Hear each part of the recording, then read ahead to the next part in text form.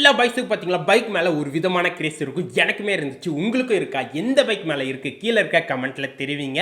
எனக்கு பைக் வாங்கணும் ஒரு ட்ரீமாகவே இருந்துச்சு. அந்த ட்ரீம் இன்னைக்கு இல்லை 4 மந்த் ஆகவே ஃபுல்ஃபில் ஆகிட்டு நான் வாங்கி 4 மந்த் ஆகுது. என்ன பைக் உங்களுக்கே தெரிஞ்சுக்கும், தம்ப்நெயில பார்த்துருப்பீங்க.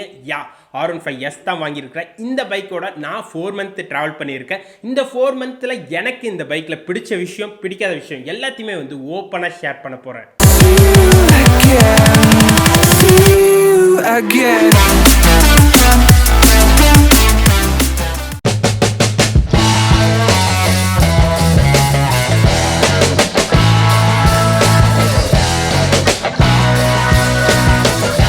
வண்டி வாங்க போகிறோம்னா சில விஷயத்தெல்லாம் நோட்டீஸ் பண்ணி தான் வாங்கணும். பட் ஆனால் நம்ம அப்படி வாங்கதில்லை.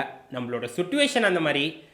ஒருத்தவங்களுக்கு ஸ்போர்ட்ஸ் வண்டி பிடிக்குது தான், அவங்க வந்து ஃபேமிலிக்கு செட்டே ஆகாது. ஸோ வந்து ஃபேமிலியை பற்றி யோசிக்காமல் தான் வாங்கி ஆகணும், வேறு விஷயமே இல்லை. இப்போ ஃபேமிலிக்கே வாங்க போகிறோம் தான் புல்லட்டு, இமாலயன் அந்த மாதிரி வண்டிக்கெலாம் போகலாம். பட் ஆனால் அதில் மைலேஜ் அப்படி ஒரு விஷயம் வரும். மைலேஜ் அது ஒரு 30 to 35 தான் கொடுக்கும். ஸோ வந்து அந்த மாதிரி ஒரு வண்டியை நம்மளால் வாங்க முடியாது. ஸோ வந்து அப்படியே சரி 5 to 10 இயர்ஸ்க்கு அப்புறம் ஃபேமிலிக்கு வாங்கிக்கலாம். இப்போ நமக்கு ஸ்போர்ட்ஸ் வண்டியாக ஒன்று வாங்கலாம் அப்படி வந்தாலும் அதுலேயுமே மைலேஜ் அப்படி ஒரு விஷயம் இடிக்கும்.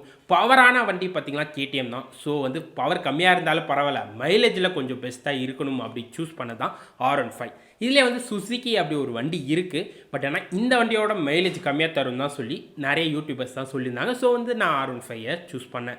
பட் ஆனால் இவங்க சொன்ன அந்த மைலேஜை இது கொடுத்ததா அப்படி கேட்டிங்களா? கண்டிப்பாக இல்லை. 50லாம் அவங்க சொல்லியிருந்தாங்க. பட் ஆனால் எனக்கு கொடுத்தது சிட்டிக்குள்ளே ஓட்டும் போது 43 தான் கொடுத்தது. இதே வந்து டபுள்ஸாக ஓட்டி இருந்தால் சிட்டியில் 38 தான் கொடுத்துருக்கோம். ஹைவேல பார்த்தீங்களா 45 கொடுக்கும். சிங்கிள்ஸாக ஓட்டி இருந்தால், டபுள்ஸாக ஓட்டினா 40 தான் கொடுக்குங்க. இதுதான் இந்த வண்டியோட மைலேஜ். நெக்ஸ்ட் ஆஃப் ஆல் பார்த்தீங்கன்னா பட்ஜெட் அப்படி ஒரு விஷயம் வரும். ஸோ வந்து இந்த வண்டியிலே லோவர் வெர்ஷன் தான் நம்ம எடுக்க முடியும். இதில் ஹையர் வெர்ஷன் மான்ஸ்டர் இருக்குது, அதுக்கப்புறம் வெர்ஷன் 4 இருக்குது. இதெல்லாம் கொஞ்சம் இதை விட ஹையர் ரேட்டு. ஸோ வந்து நம்ம லோவர் வெர்ஷனாக R15 S சூஸ் பண்ணோம். இப்படி தான் நான் வண்டியை சூஸ் பண்ணேன். என்ன மாதிரி தான் நிறைய பேர் சூஸ் பண்ணி இருப்பீங்கன்னு நினைக்கிறேன். யாராவது அப்படி சூஸ் பண்ணியிருந்தீங்களா கீழே இருக்க கமெண்ட்டில் தெரிவிங்க.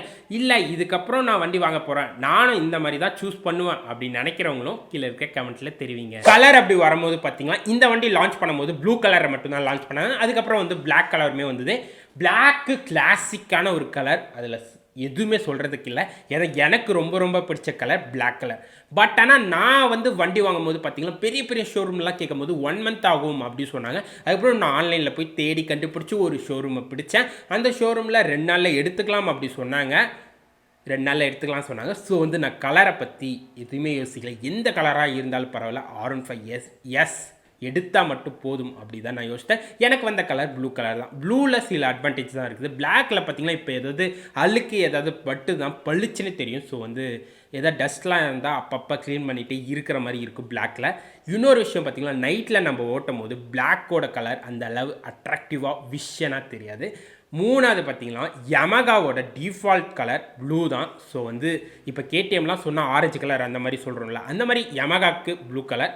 ஸோ இது எல்லாமே ப்ளஸ் பாயிண்ட் இந்த ப்ளூ கலர் எடுத்ததுக்கு. வண்டியோட பிரெயினை பற்றி பேசலாம். அதுதான் இன்ஜின். 155cc லிக்விட் கூல்டு 4 வால் ஃபியூவல் இன்ஜெக்ஷன் இன்ஜின் தான் கொடுத்துருக்காங்க. 155cc இன்ஜின் கொடுத்தனால தான் இந்த அளவுக்கு ஒரு நல்ல மைலேஜை அவங்களால ப்ரொடியூஸ் பண்ணி தர முடியுது.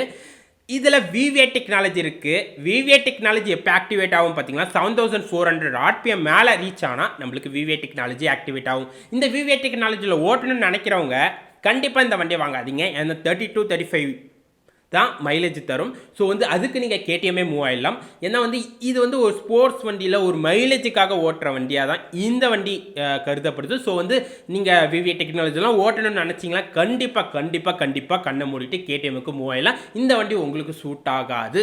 நெக்ஸ்ட் ஆஃப் ஆல் பார்த்தீங்கன்னா இந்த வண்டியில் இருக்கிற ஃபால்ட் அப்படி பார்த்தீங்கன்னா இன்ஜினில் இருக்கிற ஃபால்ட் அப்படி பார்த்தீங்கன்னா ஓவர் நாய்ஸ் இருக்குது. இந்த நாய்ஸ் எல்லாம் அவங்க ரெடியூஸ் பண்ணியே ஆகணும். செம்மையான ஒரு நாய்ஸ் இருக்குது. ஸோ வந்து இதுதான் நான் ஃபால்ட்டாக பார்க்குறேன். இந்த ஸ்டாண்டில் பார்த்தீங்கன்னா இன்ஜின் கட் ஆஃப் கொடுத்துக்கிறாங்க. ஸோ வந்து ஸ்டாண்டை எடுத்தால் மட்டும்தான் வண்டி ஸ்டார்ட் ஆகும். ஸ்டாண்டை போட்டால் வண்டியோட இன்ஜின் ஆஃப் ஆகிடும். ஸோ வந்து இது ஒரு நல்ல ஃபீச்சராக தான் பார்க்குறேன். இந்த வண்டியில் உள்ள சில ஸ்பெசிஃபிகேஷன்லாம் பார்க்கலாம். 14.1 டார்க்கும் 18.6 பவரு, அதுக்கப்புறம் 282 mm டிஸ்க் ஃப்ரண்ட்லேயும் பேக்கில் 220mm டிஸ்க்கும் கொடுத்துருக்காங்க. Dual ABS support, dual on support. So வந்து ஆனோட சவுண்டு ரொம்ப ரொம்ப யூனிக்காக இருந்தது, எனக்கு ரொம்பவே பிடிச்சிருந்தது. 100mm டயர் ஃப்ரண்ட்லேயும் 140mm டயர் பேக்லேயும் கொடுத்துருக்காங்க. ரெண்டுமே வந்து எம்ஆர்எஃபோட டயர் தான். டயர் நல்லாவே இருக்குது. யூனிபாடி சீட்டு கொடுத்துக்கிறாங்க, ஸ்பிட் சீட் கிடையாது. இதனால் இது வந்து ஃபேமிலி வண்டிலாம் ஆயிடாதுங்க. இது வந்து ரொம்ப ரொம்ப ஹைட்டாக தான் இருக்குது. சீட்டோட பில்லியனோட ஹைட் வந்து ரொம்ப ரொம்ப ஹைட்டாக தான் இருக்குது. ஸோ வந்து இது ஃபேமிலி வண்டிலாம் கிடையாது. பட் ஆனால் அவங்க வந்து யூனிபாடி சீட்டு கொடுத்துருக்காங்க. இந்த வண்டியோட என்னோட ஃபைனல் ரிவ்யூ ஃப்ரண்ட்லேருந்தே வருவோம். லைட் அப்படி வரும்போது, ஹெட்லைட் அப்படி வரும்போது பார்த்தீங்கன்னா நைட்டில் நல்ல பக்காவே இருந்தது. பட் ஆனால் சில இடத்துலாம் எனக்கு திணற மாதிரி ஆயிடுச்சு. ஏன்னா ஈஸியாக ரோட்டில் தான் ட்ராவல் பண்ணும்போது தூரத்தில் வர வண்டியை தான் ஐடென்டிஃபையே பண்ண முடியல. அந்த அளவுக்கு லைட்டோட குவாலிட்டி கொஞ்சம் கம்மியாக தான் இருந்தது. பட் ஆனால் சில இடத்துல வந்து நல்ல பர்ஃபெக்டாகவே இருந்தது. ஸோ வந்து ஹெட்லைட் அப்படி வரும்போது வந்து கொஞ்சம் ஓரளவுக்கு டீசெண்டாக தான் இருந்த மாதிரி எனக்கு ஃபீல் ஆச்சு. நெக்ஸ்ட் ஆஃப் ஆல் பார்த்தீங்களா, அந்த மொபைல் ஹோல்டர் தான் மாற்றுவோம் பார்த்தீங்களா, அதெல்லாம் மாட்டினா நம்மளோட டிஸ்பிளே வந்து மறையுது. இது வந்து ஒரு இஷ்யூ நான் சொல்லலை. பட் ஆனால் மொபைல் ஹோல்டர் மாட்டுறதுக்கு ஒரு கரெக்டான ஒரு பொசிஷன் இல்லை தான் நான் சொல்ல வரேன். நெக்ஸ்ட் ஆஃப் ஆல் பார்த்தீங்கன்னா ரைடிங் பொசிஷன் அப்படி வரும்போது பார்த்தீங்கன்னா 10 கிலோமீட்டர் மேலே போனாலே கைவலி கண்டிப்பாக வருது. இதெல்லாம் யோசிச்சுக்கணும். 60 கிலோமீட்டர் மேலே போனால் முதுகு பெயின் வருது. இதெல்லாம் யோசிச்சுக்கோங்க. நெக்ஸ்ட்டு ரைடிங்கோட சீட் கம்ஃபர்டபுள் அப்படி வரும்போது அதில் நான் குறைய சொல்ல மாட்டேன். செம ஒரு கம்ஃபர்டபுளான ஒரு சீட்டை ரைடிங்க்கு கொடுத்துருக்குறாங்க. பட் ஆனால் பில்லியன் சீட்டு வரும்போது தான் 10 கிலோமீட்டர் மேலேயே உட்காரவே முடியாது. அந்த அளவு சீட் ஒரு அன்கம்ஃபர்டபுளாக தான் இருக்குது. ஸ்போர்ட்ஸ் வண்டி அப்படி தான் இருக்கும், அதில் குறை சொல்கிறதுக்கு ஒன்றும் இல்லை. பட் ஆனால் 10 கிலோமீட்டர் மேலே உட்கார முடியல, அதையுமே நான் மென்ஷன் பண்ணிக்கிறேன். நெக்ஸ்ட் ஆஃப் ஆல் இவங்களோட ரஸ்டிங் இதுதான் மெயின் டிஃபெக்ட். என்னோட டிஸ்க் ஃப்ரண்ட் டிஸ்க்லையும் சரி, அதுக்கப்புறம் செயின்லையுமே சரி, ரஸ்டிங் வந்து 2 மந்த்துக்கு அப்புறமே ஸ்டார்ட் ஆகிடுது. என்ன குவாலிட்டி ஆஃப் மெட்டீரியல்ஸ் இவங்க யூஸ் பண்ணுறாங்க தெரியல. ஒஸ்ட்டான ஒரு விஷயமாக தான் இந்த விஷயத்தை பார்க்குறேன். நெக்ஸ்ட் ஆஃப் ஆல் இவங்களோட பிளாஸ்டிக் குவாலிட்டி, இவங்க வெயிட் கம்மி பண்ணுக்காக இவங்களோட பிளாஸ்டிக் குவாலிட்டியை கம்மி பண்ணியிருக்கிறாங்க. அதில் குறை சொல்கிறதுக்கு ஒன்றுமே இல்லை. பட் இருந்தாலுமே ஒரு 5 kg எக்ஸ்ட்ரானாலும் பரவாயில்ல. ஒரு நல்ல ஒரு குவாலிட்டியான ஒரு பிளாஸ்டிக்கை இவங்க இன்னும் கொஞ்சம் குவாலிட்டியை இம்ப்ரூவ் பண்ணலாம், என்னோட சஜஷன். நெக்ஸ்ட் ஆஃப் ஆல் இவங்களோட டிசைனில் குறை சொல்கிறதுக்கு ஒன்றுமே இல்லை. செம ஒரு மாஸான கிளாசிக்கான ஒரு டிசைனை மேட் பண்ணி தந்திருக்கிறாங்க. இதில் தான் குறை சொல்கிறதுக்கு ஒன்றுமே இல்லை. இவ்வளோ தான் என்னோட ரிவ்யூ. அவ்வளோதான் நண்பா, இன்றைக்கி நம்ம செம இன்ட்ரெஸ்டிங்கான ஒரு ரிவ்யூ வீடியோ பார்த்தோம். இந்த வீடியோ உங்களுக்கு பிடிச்சிருந்தால் லைக் பண்ணுங்கள். இந்த வீடியோ மட்டும் இல்லை, நம்ம சேனலில் எக்கச்சக்கமான வீடியோ இருக்குதுங்க. அந்த வீடியோ எல்லாம் பாருங்கள். பிடிச்சிருந்தா சப்ஸ்கிரைப் பண்ணி உங்களோட சப்போர்ட்டை தாங்க. Take can do anything. இன்னொரு இன்ட்ரெஸ்டிங்கான அமேசிங்கான வீடியோவில் நம்ம சந்திப்போம்.